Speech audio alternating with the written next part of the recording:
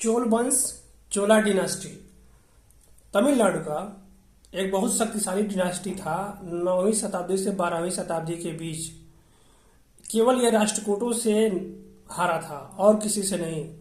राष्ट्रकूट का कृष्णा थ्री प्रतापी राजा था। उसने 949 ईस्वी में चोल वंश के राजा परंटका को हराया था। राष्ट्रकूट के अतिरिक्त चोल के राजा किसी से नहीं हारे थे। इन्होंने हराया था किसको? पांड्या को हराया था और पल्लवों को हराया था। यहाँ तक कि चेर, जो केरला के चेर थे, उनको भी इन्होंने हराया था। और आंध्र प्रदेश में बेंगी के चालुक्य को भी इन्होंने हराया था। कर्नाटक के गंगा डिनास्टी जो थी कर्नाटक का, उसको भी इन्होंने हराया था। और ये जो राजेंद्र फर्स्ट है, इसने गंगा के मैदान उत्तरी भारत तक पहुंचा था, उड़ीसा के रास्ते, और कई राजाओं को हराया था। और वापसी में जिस रास्ते से समुद्रगुप्त आया था, उस रास्ते से ये राजेंद्र फर्स्ट आया था वापस।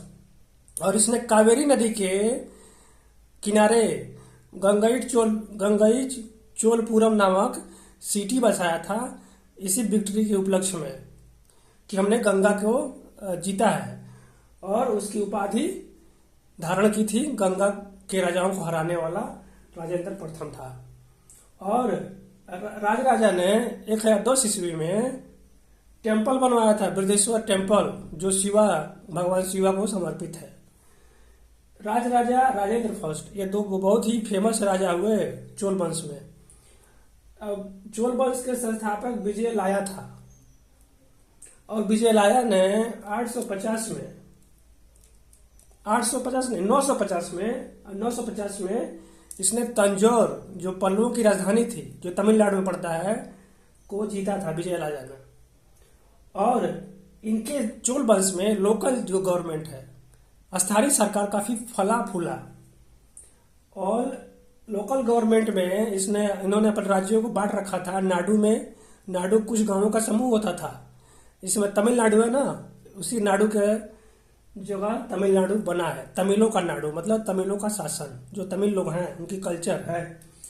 नाडु को मिलाकर से बड़ा बला नाडु बनता है, और बला नाडु से बड़ा मंडलम था। तो 3 शासन इकाइयां थी उस समय चोल वंश में।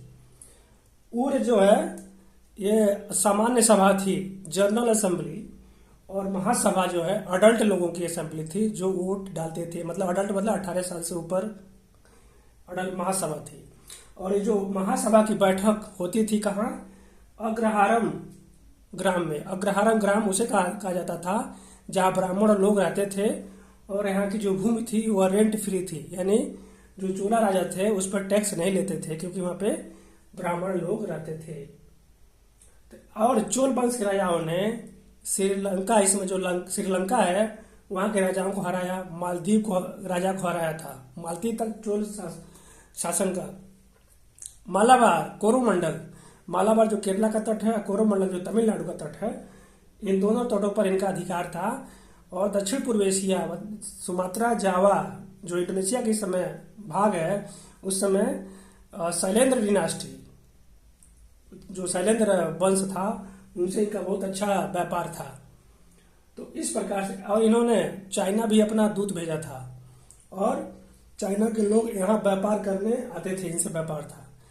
तो बर्मा, थाईलैंड, जो इंडो चाइना और शैलेंद्र डिनास्टी से भी इनका, जैसा मैंने बताया, कि व्यापार था। और जो बंगाल की खाड़ी इस समय है, इतना इनका जबरदस्त पावरफुल नेवी थी, चोला लेक में कन्वर्ट हो गई थी। बंगाल की खाड़ी को उस समय चोला लेक कहा जाता था। तो ये कुछ मुख्य बातें चोल वंश के बारे में।